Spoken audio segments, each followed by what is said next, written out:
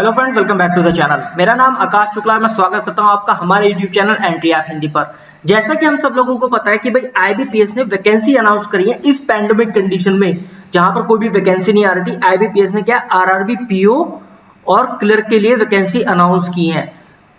PO और clerk के लिए टोटल वैकेंसी कितनी है? 8000 प्लस वैकेंसीज हैं, 8000 प्लस पोस्ट है हमारी पीओ और क्लर्क के लिए।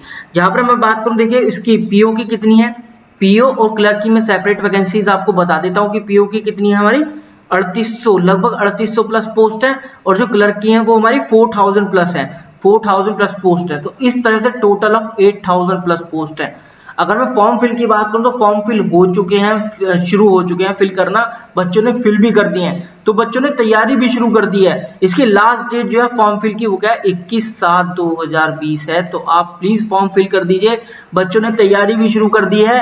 अगर आपने नई तैयारी शुरू करी तो वही कर दीजिए, क्योंकि हमारे पास लगभग 60 से 65 दिनों का समय बचा है एग्जाम होने में, क्योंकि ये सितंबर और अक्टूबर में ऐसा टेंटेटिव डेट दी गई है आईबीपीएस द्वारा कि सितंबर और अक्टूबर में होना एक्सपेक्ट किया जा रहा है। तो आप प्लीज प्रिपरेशन शुरू कर दीजिए। देखिए ये जो होता है एग्जाम, इस वाली वीडियो में पहले हम वीडियो की बात करते हैं। इस वीडियो में हम डिस्कस करेंगे is it possible to score 40 out of 40। ये जो टॉपिक है it's one of the most hot topics among the aspirant. बहुत इंपॉर्टेंट टॉपिक है, बहुत लोग जानना चाहते हैं क्या इस एग्जाम में स्कोर करना पॉसिबल है 40 आउट ऑफ 40 किसी सेक्शन के अंदर। ठीक है, सेक्शन के अंदर, क्योंकि टोटल ऑफ कितने होते हैं इसके अंदर, 80 मार्क्स का क्वेश्चन पेपर होता है, जहां पर 40 सवाल रीजनिंग से आते हैं और 40 सवाल क्वांट से आते हैं। तो बच्चों का ये क्वेश्चन है कि किसी भी जो भी सेक्शन है, चाहे वो रीजनिंग हो या क्वांट हो, क्या ऐसा पॉसिबल है 40 आउट ऑफ 40 स्कोर करना? तो हम उस पर बिल्कुल प्रकाश डालेंगे इस वीडियो में, और मैं अपने मार्क्स भी शेयर करूंगा। Definitely I cracked the IBPS RRB exam, तो मैं अपने मार्क्स भी आपके साथ शेयर करूंगा, मार्कशीट में दिखाऊंगा आपको, और मैं अपना स्टडी प्लान और स्ट्रेटजी बताऊंगा कि how I cracked that exam, what was my strategy and what was my study plan there. तो शुरू करते हैं वीडियो को। सबसे पहले मैं आपके साथ अपना स्कोर शेयर करना चाहूंगा कि क्या स्कोर रहा था मेरा। देखिए ये जो मेरा स्कोर है ये ऑफिस असिस्टेंट मल्टीपर्पस का है, यानी कि आरआरबी क्लर्क का। तो देखते हैं, देखिए मैंने कितना स्कोर किया था इसके अंदर। आकाश शुक्ला मेरा नाम है, जनरल कैटेगरी से मैं बिलोंग करता हूं। ये डेट थी एग्जाम की, और जो मैंने स्टेट अप्लाई किया था वो उत्तर प्रदेश था। स्टेट से मैं एक बात बता दूं, सबसे पहले मैं एक स्टेट वाली बात आपको बता देना चाहता हूं। देखिए हम यही बात कर लेते हैं, जो स्टेट वाली बात है। देखिए बहुत बच्चों के क्वेश्चन आ रहे हैं कि हम किस स्टेट से अप्लाई करें। देखिए अगर आप उत्तर प्रदेश से बिलोंग करते हैं, ठीक है, माना फॉर एग्जांपल उत्तर प्रदेश में 1200 वैकेंसी है, और आप महाराष्ट्र से हैं, महाराष्ट्र में 1800 वैकेंसी है, और आपने इस स्टेट से अप्लाई कर दिया, तो आप फंस जाएंगे। क्यों? क्योंकि यहाँ पर क्या है, एक लैंग्वेज प्रोफिशिएंसी टेस्ट भी होता है बच्चों का। सब एग्जाम क्लियर कर देने के बाद, प्रीलिम्स भी एग्जाम क्लियर कर दिया, मेंस भी क्लियर कर दिया, और अगर आप पीओ हैं तो इंटरव्यू भी क्लियर कर दिया, या फिर आप पीओ नहीं है तो आप क्लर्क के लिए एग्जाम दे रहे हो तो प्री और मेंस दोनों क्लियर कर दिया। लेकिन एक लैंग्वेज प्रोफिशिएंसी टेस्ट भी जरूर होता है वहां पर। क्या है, अगर महाराष्ट्र में तो ऑब्वियसली आपको मराठी आनी चाहिए, अगर आप गुजरात में है तो गुजराती आनी चाहिए। ठीक है, तो एक लैंग्वेज प्रोफिशिएंसी टेस्ट होता है। क्यों? क्योंकि यहाँ पर देखिए आपको स्टेट में काम करने का मौका मिलता है, आप स्टेट में काम कर रहे हैं। ये क्वेश्चन बहुत ज्यादा है, इसलिए मैं इसको डिस्कस कर रहा हूं, बहुत ज्यादा पूछा जा रहा है।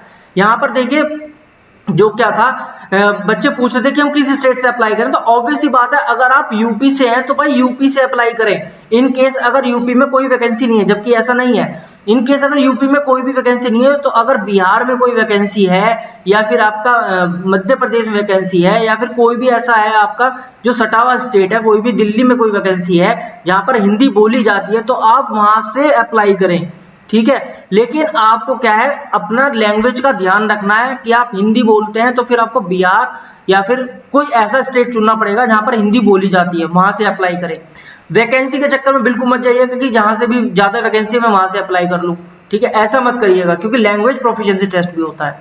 अपने टॉपिक पर चलते हैं, मैं आपके साथ अपने स्कोर शेयर करना चाह रहा था। देखिए यहाँ पर उत्तर प्रदेश से मैंने फॉर्म फिल किया था, क्योंकि ऑब्वियसली मैं I belong to Uttar Pradesh, और मेरे को मेरी जो रीजनल लैंग्वेज है वो हिंदी है। और यहाँ पर जो अलग अलग होते हैं रीजनिंग और न्यूमेरिकल एबिलिटी, जहाँ पर रीजनिंग में कितने 40 क्वेश्चन आए थे, और न्यूमेरिकल एबिलिटी में अगेन 40 क्वेश्चन आए थे, जिसमें 40-40 मार्क्स के थे, और 80 मार्क्स का टोटल पेपर था। 45 मिनट में मेरे को 40 सवाल करने थे। देखिए और एक्चुअली हुआ क्या था यहाँ पर, क्या 18 नंबर कट ऑफ था। 18 नंबर कहने का मतलब है कि रीजनिंग के अंदर आपको कम से कम 18 मार्क्स जरूर लाने हैं। इसी तरह से न्यूमेरिकल के अंदर 50.50 मार्क्स जरूर लाने हैं। इसको बोलते हैं हम क्या, sectional cut off. Sectional cut off बोलते हैं इसको, ठीक है, सेक्शनल कट ऑफ बोला जाता है। और जो मेरे स्कोर आए थे, कैन यू एक्सपेक्ट, मेरे स्कोर थे 40 आउट ऑफ 40 रीजनिंग के अंदर। तो बिल्कुल पॉसिबल है, पॉसिबल है, सब कुछ पॉसिबल है भाई। 40 में से 40 स्कोर लाना, क्योंकि मैं लेकर आया हूं तो मुझे पता है पॉसिबल है 40 में से 40 स्कोर लेकर आना। न्यूमेरिकल एबिलिटी है, मैथ में मेरे थोड़े कम रह गए थे, 37 मार्क्स से बताऊंगा कैसे। और इस तरह से टोटल ऑफ 77 नंबर मेरे थे, 77.70। और जो कट ऑफ थी, ओवरऑल कट ऑफ थी 70.75। तो ऑब्वियसली मेरे काफी ज्यादा थे कट ऑफ से, तो 77 मेरे मार्क्स थे। देखिए मेरा जो टोटल अटेम्प्ट था, मैं आपसे डिस्कस कर लेता हूं कि टोटल अटेम्प्ट मेरा कितना था। रीजनिंग के अंदर था मेरा टोटल अटेम्प्ट 40 अटेम्प्ट था। तो आप देखिए कितने मार्क्स आए मेरे, 40 मार्क्स आए विद 100% एक्यूरेसी। 100% एक्यूरेसी, जहां पर चाहे 4 से 5 तो मेरे पजल और सिटिंग अरेंजमेंट से थे, पजल और सिटिंग अरेंजमेंट, और बाकी सारे मिसलेनियस क्वेश्चन थे, जैसे कि सिलॉक्स भी आ गया था 5, इनइक्वालिटी भी आ गया। तो मेरा भी नसीब है, क्योंकि जो मिसलेनियस क्वेश्चन होते हैं इन्हें करने में ज्यादा टाइम नहीं लगता और ये मैक्सिमम मार्क्स स्कोर करने में हेल्प करते हैं। तो सिलॉक्स भी 5 आ गया था, इनइक्वालिटी भी 5 आ गया था। इसके अलावा जो ब्लड रिलेशन है, यहाँ से 3 से 4 सवाल थे। डायरेक्शन सेंस था, यहाँ से 3 से 4 सवाल थे। और जो आपका कोडिंग डिकोडिंग था, बहुत आसान सी कोडिंग डिकोडिंग था, वहां से 5 क्वेश्चन थे। तो इस तरीके से ओवरऑल 40 क्वेश्चन थे। आप विश्वास नहीं करोगे कि 18 या 19 मिनट में मैंने 40 के 40 क्वेश्चन अटेम्प्ट, सॉरी 18 या 19 में नहीं, मतलब हाँ शायद 18 19 में मैंने 40 के 40 क्वेश्चन अटेम्प्ट कर लिए थे। लेकिन फिर मैंने ये देखा कि कितने नंबर ऑफ क्वेश्चन हो गए, तो पूरे 40 के 40 क्वेश्चन हो गए थे रीजनिंग के अंदर। बस फटाफट मैंने मैथ्स करना शुरू करा। मैथ्स जो था, देखिए थोड़ा सा हमारा जो हमारी शिफ्ट थी वो टिपिकल आया था, ठीक है, थोड़ा सा टिपिकल था मैथ, थोड़ा सा डिफिकल्ट लेवल का था, आप कह सकते हैं कि मॉडरेट लेवल का था। मॉडरेट लेवल का मैथ था, जिसके अंदर आपको जो स्कोरिंग टॉपिक होते हैं वो तो मिले ही थे, लेकिन जो वर्ड प्रॉब्लम थी वो थोड़ी सी टाइम टेकन थी, ठीक है। इसके अलावा एक डीआई आई थी, यहाँ पर केस लेट डीआई थी, वो थोड़ा सा टाइम टेकन थी, ठीक है। तो इस वजह से जो मैं स्कोर कर पाया था, जो मेरा टोटल अटेम्प्ट था मैथ के अंदर, वो था 36 क्वेश्चन मैंने अटेम्प्ट किए थे। 36 क्वेश्चन मैंने अटेम्प्ट किए थे गाइस। अब आप बोलोगे 37 कैसे आए।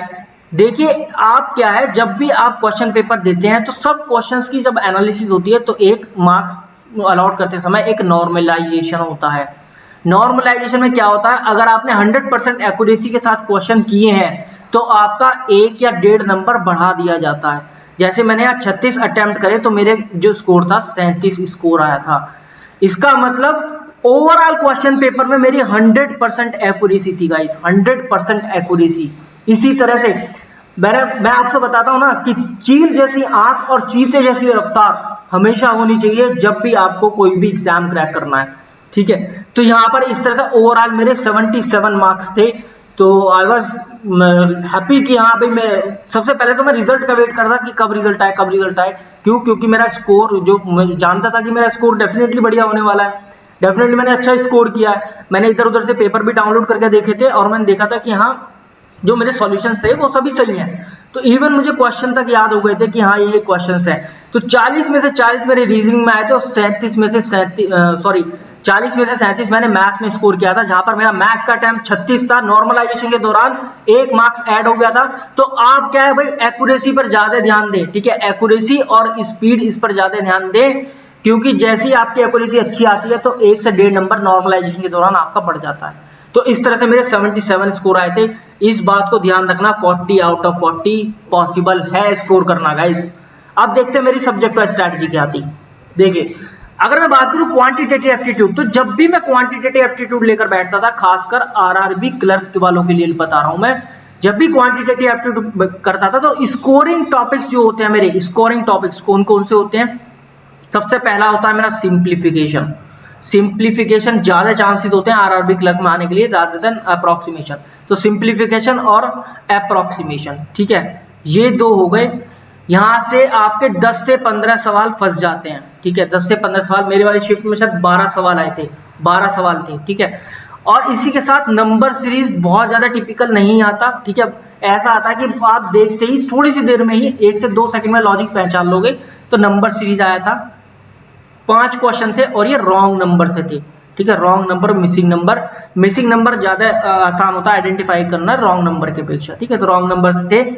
उधर मैं डीआई की बात करूं, डेटा इंटरप्रिटेशन, तो टेबल ग्राफ से एक क्वेश्चन था आपका बार ग्राफ से, और एक था आपका केसलेट डीआई, ठीक है, केसलेट डीआई। इस तरह से शायद 12 या 15 क्वेश्चन थे इसके अंदर, ठीक है। और फिर था क्वाड्रेटिक इक्वेशन से बढ़िया बात ये थी कि बहुत ज्यादा टिपिकल क्वेश्चन नहीं आए थे, लगभग सब एक जैसे से कंसेप्ट थे, तो यहाँ से 5 क्वेश्चन थे। ये quadratic equation, simplification, number series, इनकी वजह से मैं इस 36 क्वेश्चन अटेम्प्ट कर पाया था। इसके बाद देखिए क्वाड्रेटिक इक्वेशन के बाद इसके बाद थे मिसलेनियस क्वेश्चन। मिसलेनियस जो थे मेरे अर्थमेटिक के, ये थे लगभग आपके 10 से 12 क्वेश्चन थे, जिसके अंदर आपका प्रॉफिट लॉस से आया था, प्रॉफिट लॉस, ठीक है, प्रॉफिट लॉस एंड डिस्काउंट से था।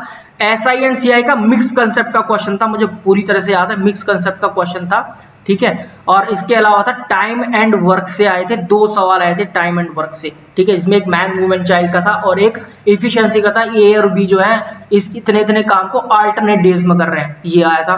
स्पीड, टाइम एंड डिस्टेंस का आया था, जिसके अंदर स्पीड, टाइम एंड डिस्टेंस में आपका एक तो ट्रेन से क्वेश्चन था और एक था बोट एंड स्ट्रीम से, मुझे पूरी तरह से याद है, बोट्स एंड स्ट्रीम से, मैंने वो पेपर कई बार सॉल्व किया है, बोट्स एंड स्ट्रीम से एक क्वेश्चन था, ठीक है। ये 2 क्वेश्चन थे स्पीड, टाइम एंड डिस्टेंस। इसके अलावा पार्टनरशिप से एक क्वेश्चन था, पार्टनरशिप एक एवरेज से था, एक एज से था, ठीक है, और 1-2 क्वेश्चन और रह रहा होगा। तो इस तरह से क्वेश्चन यहाँ पर इन पर ज्यादा फोकस किया गया था, ठीक है। ये आए थे क्वांटिटेटिव एप्टीट्यूड में। तो जब भी मैं क्वांटिटेटिव एप्टीट्यूड की तैयारी करता था तो देखिए simplification, approximation, number series, DI, quadratic, इनके सबसे ज्यादा क्वेश्चन लगाता था।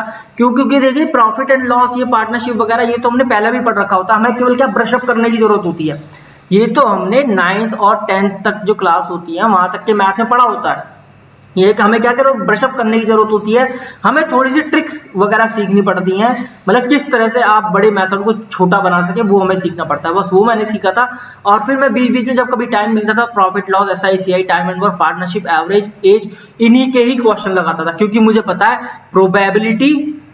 प्रोबेबिलिटी या फिर परम्यूटेशन एंड कॉम्बिनेशन तो ना के बराबर आना है। अगर आ गया तो कोई बात नहीं, नसीब की बात है भाई, अगर आ गया तो ठीक है, लेकिन आता है तो बहुत ज्यादा टिपिकल नहीं आता, बस आपसे कॉम्बिनेशन बनाने के लिए पूछता है, या फिर आपसे क्या है, आपसे ये पूछता है कि इसके कितने पॉसिबल कॉम्बिनेशन होंगे, कोई भी वर्ड दे देगा, ठीक है। इस तरह का क्वेश्चन होता है, बहुत ज्यादा टिपिकल नहीं होता। तो इस वजह से मैंने इसकी कम प्रैक्टिस करी थी, और वहां मेंसुरेशन से आया था, मेंसुरेशन वाला क्वेश्चन था, सर्किल वाला, ठीक है, सर्किल वाला क्वेश्चन था मेंसुरेशन से। तो यहाँ जो मेंसुरेशन की मैं क्वेश्चन की प्रैक्टिस कर रहा था, तो ट्राइंगल, सर्किल, आपका रेक्टेंगल, सिलेंडर, ठीक है, और स्क्वायर, बस ये चीजें मैं देखता था। और यहाँ से क्या है, मैं इनके फॉर्मूले वगैरह देख लिए और उन पर बेस मैंने क्वेश्चन की प्रैक्टिस कर ली। इतना मैंने काम किया है क्वांटिटेटिव एप्टीट्यूड के अंदर, और मेरा स्कोर जो मेरे क्वेश्चन थे अटेम्प्ट 36 थे, जहां पर मेरे नॉर्मलाइजेशन के बाद 37 मार्क्स आए थे। अब बताता हूँ आपके रीजनिंग के अंदर, ठीक है। रीजनिंग के अंदर क्या था, रीजनिंग एबिलिटी वाला जब भी मैं पोर्शन उठाता था, चाहे मैं तैयारी कर रहा हूँ पीओ की, चाहे मैं तैयारी करता हूँ क्लर्क की। पहली बात तो मैंने क्लर्क लेवल की कोई भी पजल या सिटिंग अरेंजमेंट नहीं लगाई थी। तो जब भी मैं तैयारी करता था, सबसे पहला टॉपिक मैं उठाता था पजल और सिटिंग अरेंजमेंट, ठीक है, पजल और सिटिंग अरेंजमेंट, ये मैंने टॉपिक उठाया था। और मैं कुछ नहीं करता था, बस इसका 5 से 7 या 5 से 6 पजल जो है मैं इसकी लगाता था डेली। सिटिंग अरेंजमेंट बहुत कम लगाता था, लेकिन पजल ज्यादा लगाता था। क्यों? क्योंकि क्या है, पजल से आपकी माइंड एक्सरसाइज इतनी हो जाती है कि आप सिटिंग अरेंजमेंट वाले क्वेश्चन आप डेफिनेटली कर ले जाते हो, अगर आप पजल वाले क्वेश्चन कर ले जाते हो तो। और मैं कोशिश ऐसी करता था कि पजल वाले जो क्वेश्चन है वो क्या, एक तो बॉक्स बेस्ड पजल, एक फ्लोर बेस्ड पजल, और एक मंथ या डे बेस्ड पजल बहुत ज्यादा आ रही थी उस टाइम पर, ठीक है। अब भी बहुत ज्यादा बनी हुई है, ये टॉपिक अब भी इसी तरह से मेंटेन है। देखिए बैंकिंग जो एग्जाम है उसमें बहुत ज्यादा पैटर्न में कोई इतना बड़ा चेंज नहीं होता, लेकिन बॉक्स, फ्लोर, मंथ और डे बेस्ड और सिटिंग अरेंजमेंट बेस्ड पजल थी, जहां पर मैं rectangle sitting arrangement, circle sitting arrangement, square sitting arrangement और रो बेस्ड सिटिंग अरेंजमेंट, जहां पे लीनियर रो और 2 रो बेस्ड था, ठीक है। ये मेरे डेली रूटीन में था, मैं इसको प्रैक्टिस करता ही करता था, चाहे कुछ भी हो जाए। चाहे मुझे कहीं जाना हो या मुझे कहीं से आना हो, कोई भी मेरे पास दिक्कत हो, भले ही टाइम हो या ना हो, तो मैं ये 5 से 6 क्वेश्चन सिटिंग अरेंजमेंट में बदल के जरूर प्रैक्टिस करता था, चाहे मुझे रीजनिंग एबिलिटी में कोई और से टॉपिक उस दिन ना पढ़ने हो। ठीक है, कोडिंग डिकोडिंग और ब्लड रिलेशन, ठीक है, ब्लड रिलेशन हो गया आपका। इसके अलावा हो गया डायरेक्शन सेंस टेस्ट, और वैसी बात है डायरेक्शन सेंस टेस्ट आया था, ठीक है, वहां पर 3 क्वेश्चन थे, 4 क्वेश्चन शायद कोडिंग डिकोडिंग से थे, ब्लड रिलेशन से, और 5 क्वेश्चन कोडिंग डिकोडिंग से थे। इनइक्वालिटी और स्लोप्स केवल वो देखता था जो कि नए पैटर्न वाले क्वेश्चन है। ठीक है, इनइक्वालिटी और स्लोप्स केवल वही देखता था नए वाले पैटर्न के, यहाँ से 5-5 क्वेश्चन आ गए थे।